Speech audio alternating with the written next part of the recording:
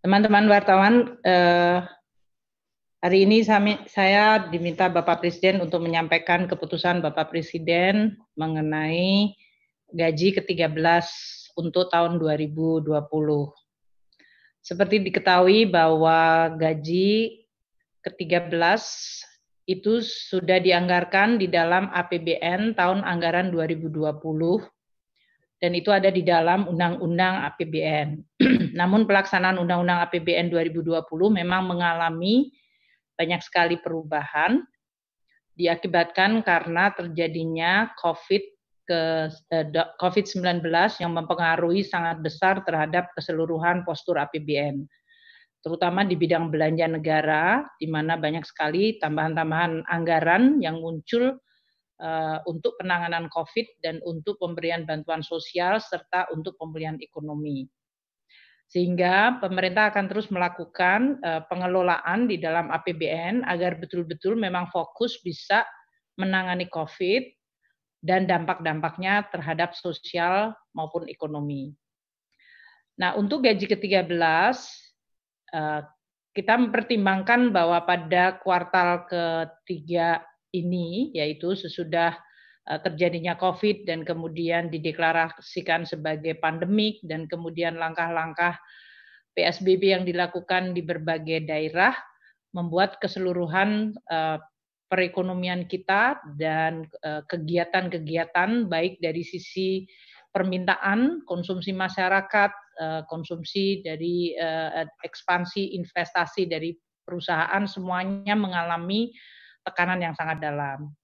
Pemerintah menganggap bahwa pelaksanaan untuk gaji ke-13 sama seperti THR bisa dilakukan untuk bisa menjadi bagian dari stimulus ekonomi atau mendukung kemampuan dari masyarakat di dalam melaksanakan kegiatan-kegiatannya, terutama ini dikaitkan dengan tahun ajaran baru dan juga dalam kondisi di mana COVID mungkin meningkatkan beberapa belanja yang dilakukan oleh ASN, TNI, Polri, dan pensiunan.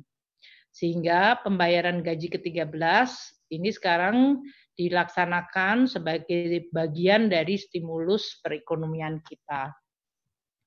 Nah, untuk kebijakan gaji dan pensiun ke-13 ini, kami melaksanakan dengan memperhatikan kebijakan THR yang sudah dilakukan pada bulan Mei yang lalu, yaitu tidak diberikan kepada pejabat negara, pejabat eselon 1 dan pejabat eselon 2 dan pejabat setingkat mereka.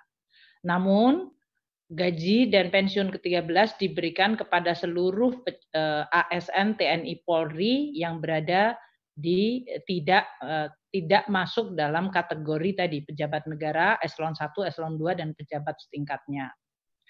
Anggaran yang disiapkan untuk pelaksanaan pembayaran gaji ke-13 ini adalah sebesar 28,5 triliun rupiah yang terdiri dari untuk APBN, ASN, untuk gaji dan tunjangan yang melekat pada gaji, untuk ASN pusat adalah 6,73 triliun rupiah.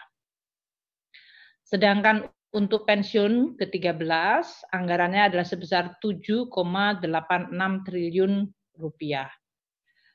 Untuk pembayaran ASN daerah melalui APBD adalah sebesar 13,89 triliun rupiah. Sehingga total untuk pembayaran gaji ke-13 ini adalah 28,5 triliun rupiah. Pembayaran gaji ke-13 akan direncanakan dilakukan pada bulan Agustus 2020 dan untuk pelaksanaan ini kita akan segera mengeluarkan revisi dari regulasi-regulasi yang ada. Pemberian gaji ke-13 adalah didasarkan pada peraturan pemerintah nomor 35 2019 tentang perubahan ketiga atas PP 19 tahun 2006 tentang pemberian gaji, pensiun, dan tunjangan ke-13 untuk pegawai negeri sipil, prajurit, dan tunjangan prajurit TNI dan anggota Polri serta pejabat negara dan penerima pensiun atau tunjangan. Dan PP nomor 38 2019 tentang perubahan atas PP 24 tahun 2017 yaitu tentang pemberian penghasilan ke-13 untuk pimpinan dan pegawai non-PNS pada lembaga non-struktural. Oleh karena itu, pelaksanaan kebijakan gaji ke-13 2020 akan dilakukan dengan melakukan pengubahan pada kedua PP tersebut, diakibatkan karena tadi yang menerima untuk tunjangan gaji ke-13 adalah mereka yang di bawah level pejabat negara eselon 1, eselon 2, dan pejabat yang setingkatnya. Untuk pelaksanaan ini kami akan melakukan koordinasi dengan Menpan RB di dalam perubahan PP yang diharapkan bisa selesai dalam waktu 1-2 minggu, sehingga pada bulan Agustus kita sudah akan bisa melakukan pelaksanaan pembayaran gaji ke-13 untuk seluruh ASN, TNI, Polri, dan pensiunan. Mungkin itu yang bisa saya sampaikan untuk teman-teman wartawan yang sejak beberapa saat terakhir selalu menanyakan mengenai masalah gaji ke-13. Nanti di dalam pelaksanaannya tentu kita akan terus memonitor, terutama tadi peraturan perundang-undangan, yaitu perubahan PP 35 dan PP 38 untuk bisa disegerakan. Dan untuk pelaksanaan di setiap kementerian lembaga maupun di daerah kita akan monitor mulai pada bulan Agustus nanti. Demikian yang bisa saya sampaikan.